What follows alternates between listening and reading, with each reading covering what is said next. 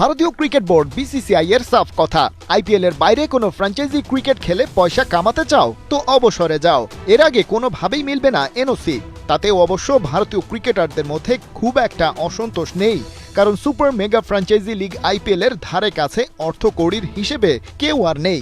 এক সিজনে তাদের ক্রিকেটাররা যা আয় করেন আর কেউ চাইলেই সেটাকে টেক্কা দিয়ে ক্রিকেটার টানতে পারবে না।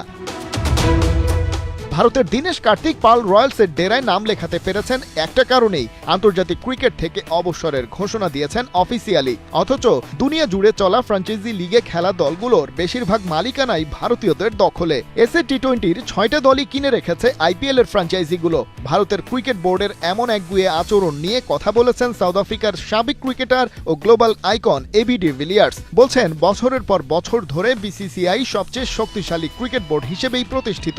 তারা জানে কি করছে আর কি করতে চায়। বোঝাই যাচ্ছে আইপিএল এর সাথে নানাভাবে জড়িত এবিডি ব্যাপারটা নিয়ে খুব বেশি নাড়াচাড়া করতে চান না। তবে সেই সাথে নিজের দেশ সাউথ আফ্রিকার আয়োজিত ফ্র্যাঞ্চাইজি লিগ নিয়েও আশাবাদী।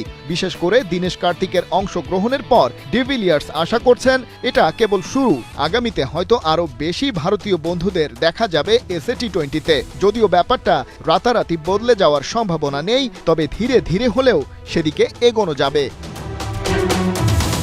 এসএ টি-20-র ব্যাপারে ভারতীয়দের আগ্রহের কারণ একেবারে যে নেই তা নয়, কারণ আইপিএল এর পর তারা সবচেয়ে মোটা অঙ্কের প্রাইজ মানি দিচ্ছে। 2023 সালে যাত্রা শুরু করে এরই মধ্যে পিএসএল, বিগ ব্যাশ এবং দ্য 100-এর মতো টুর্নামেন্টকে ছাপিয়ে গেছে তারা। তারকা ক্রিকেটার টানতে বাংলাদেশ প্রিমিয়ার লিগ আর ইন্টারন্যাশনাল লিগ টি-20-র সাথে প্রতিযোগিতা থাকছে, তবে সেক্ষেত্রে টপ নচ হওয়ার আশা আয়োজকদের। টুর্নামেন্ট কমিশনার ও সাবেক তারকা ক্রিকেটার গ্রাইম স্মিথ বলছেন, ভারতের বাইরে সবচেয়ে বড় টি-20 লিগ আয়োজনের লক্ষ্য তাদের, কারণ সামারে টুর্নামেন্টে দর্শক পাওয়া যাবে আর কম্পিটিটিভ টুর্নামেন্টে ক্রিকেটারদের আগ্রহ থাকবেই।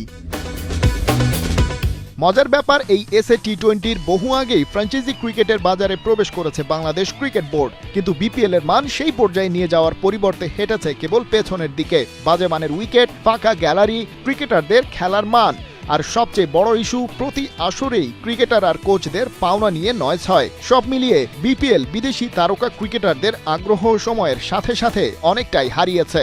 সদ্য শেষ হওয়া আসরেও দুর্বার রাজশাহীর বিদেশি ক্রিকেটাররা পারিশ্রমিক না পেয়ে ম্যাচ বয়কটের পথেও হেঁটেছেন, যেটা এই টুর্নামেন্টের ইমেজে দিয়েছে বড় সড় ধাক্কা।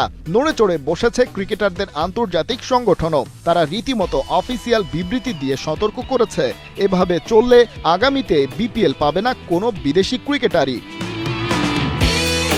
এসএ টি-20 যেখানে একদিন আইপিএলকে টেক্কা দেওয়ার স্বপ্ন দেখে, সেখানে বিপিএল কি এখনো পারল অন্তত প্লেয়ার মার্কেটে একটা প্রতিযোগিতা তৈরি করতে? খালিদ জামিল, 71।